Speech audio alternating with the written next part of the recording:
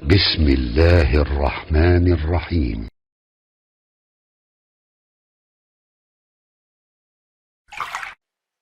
Bismillah.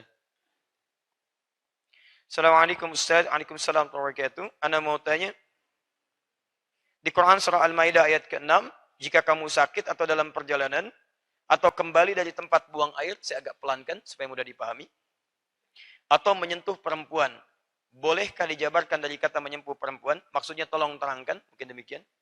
Apakah bersentuhan atau bersetubuh? Lantas bagaimana dengan hadis riwayat Abu Daud nomor 179, At-Tirmidzi nomor 86, Ibnu Majah nomor 502. Dari mana antum tahu nomornya? Baik, bahwa Nabi SAW mencium salah seorang istrinya, kemudian keluar untuk sholat dan tidak berwudu kembali. Baik, kita lihat dulu ayatnya. Baca kalimatnya, setelah paham bandingkan dengan hadisnya. Teman-teman sekalian, mari kita lihat Quran surah kelima, Al-Maidah ayat ke-6. Paling kiri sebelah atas. Ya ayyuhalladzina amanu idza qumtum ilas shalah faghsilu wujuhakum wa aydiyakum ilal marafiq wamsahu bi ru'usikum wa arjulakum ilal ka'bain. Teruskan sampai ke mendapatkan ayat ini. Jika kamu sakit atau dalam perjalanan, wa in kuntum marda aw 'ala safarin aw jaa ahadun minkum minal ghaid aw lamastumun nisa. Lihat ayatnya. Aw lamastumun nisa. Lamastum. Tumun nisa. Ini dia. Ini kalimatnya. Atau Anda diterjemahkan di situ menyentuh perempuan. Menyentuh itu ada 3 kata. 3 kata. Satu massa.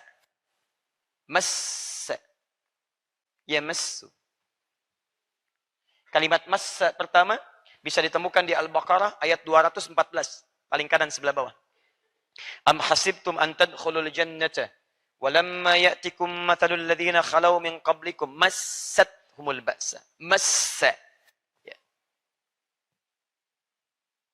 Menyentuh. 2, lamasa. Menyentuh. 3, lamasa. Ini.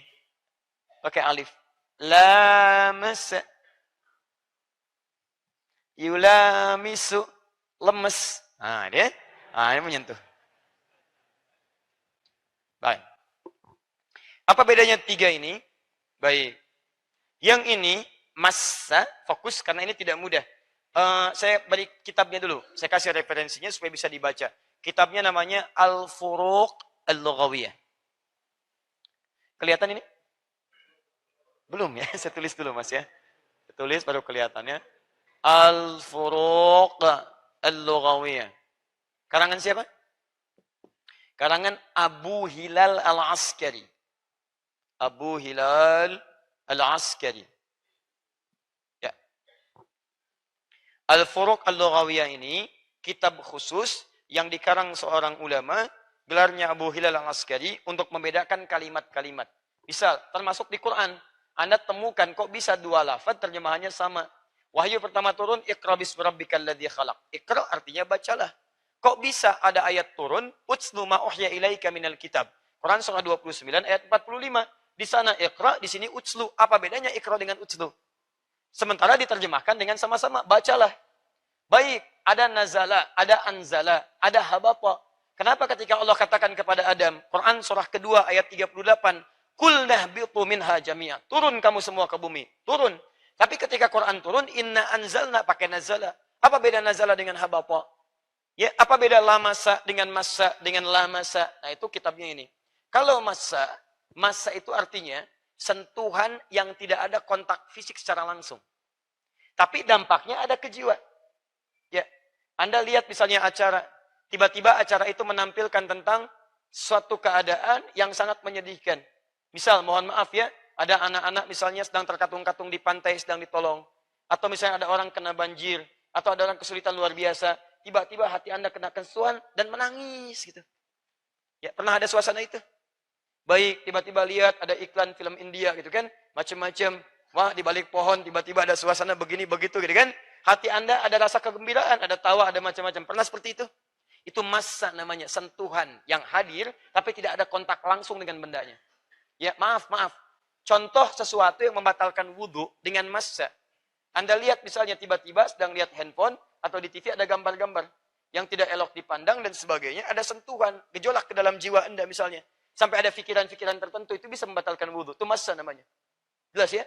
Di orang yang disebut dengan massa artinya tidak menyentuh langsung, tapi lengket dengan hasil dari apa yang ada pada objek itu. Walaupun tidak menyentuhnya langsung. Jelas ya? Makanannya enak banget ya. Enak banget ya.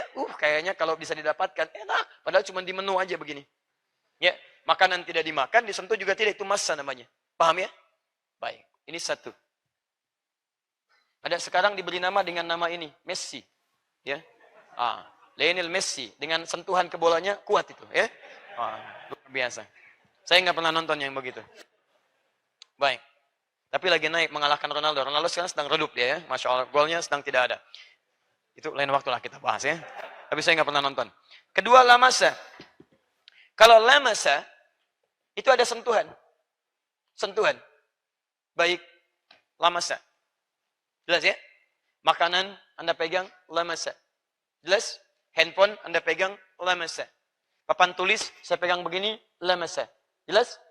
Baik, itu sentuhan dengan fisik. Kalau lamasa, setiap yang ada alif setelah huruf pertama, itu artinya saling. Saling, kalau saling itu, memang ada kesan pengen di situ. Dua-duanya punya niat untuk saling menyentuh. Lamasa, saling sentuh. Sofaha, salaman. Sofaha, saling bersalaman. Saya pengen nyalamin, teman saya pengen nyalamin. Ketika kita pengen salaman, jadinya sofaha, yusofihu, tasofu, saling bersalaman. Paham? Baik. Perhatikan ayatnya. Menggunakan masa, lamasa atau lamasa. Lamasa. Aulamastumun nisa. Lamasa. Atau Anda memang pernah menyentuh perempuan, baik maksudnya suami dengan istri, dalam konteks ini ada niat untuk menyentuh. Ada niat untuk berhubungan. Yang dimaksudkan di sini hubungan-hubungan. Baik hubungan seksual atau pendahuluan kepada seksual. Ada sentuhan di situ. Baik ya. Mau kemana malam itu? Mau ke hatimu? Masya Allah gitu kan. Terus ngobrol-ngobrol. Itu muqaddimah al-jima' atau pendahuluan-pendahuluan. Baik. Kalau gitu, tolong bikinkan teh manis dulu ya. Tapi jangan terlalu manis mah. Yang penting setia. Masya ya, misal gitu kan. Nah ini sudah lama masa di sini. Gak usah ditulis. Gak usah ditulis. Baik. Saya nonton kayaknya ini malam ini. Baik, paham ya? Jadi, lihat ayatnya. Kadang-kadang penting kita mempelajari nilai itu supaya ada kesepahaman yang baik. Jadi kalau yang dimaksudkan dengan lama, jelas membatalkan wudhu. Nah, Nabi SAW dalam konteks berbeda. Beliau mau keluar, tidak ada konteks yang dimaksudkan untuk perhubungan. Hanya memberikan tanda sayang pada istrinya. Ya, kemudian beliau berangkat, atau bahkan beliau pernah sholat. Sayyidah Aisyah tangannya pernah mengenai bagian kaki Nabi SAW, tapi tetap diteruskan sholatnya. Karena tidak ada niat untuk berhasrat untuk hubungan seksual, atau pada hal-hal yang lainnya. Kalau seperti itu nggak ada masalah. Ya, istri cium tangan suami mau kerja itu nggak membatalkan wudhu. Teruskan saja, nggak ada masalah di situ. Kecuali memang pada hal-hal yang tadi disebutkan. Paham ya?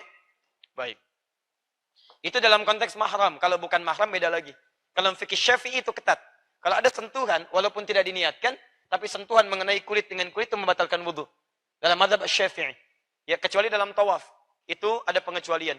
Misal Anda teman di kantor misalnya kan, dan sudah berwudhu, lewat sentuhan, atau sengaja bersalaman. Walaupun sengaja bersalaman, tapi tidak ada hasad seksual, itu dalam fikih Syafi'i sangat ketat. Berwudhu kembali. Karena memang tidak diniatkan, tapi kadang-kadang memberikan rasa tertentu. Ya, sentuhan, setan masuk, dan sebagainya. Berikan gambaran ini, itu, dan seterusnya. Paham ya? Tayyib. Wallahu ta'ala alam bis-shawab.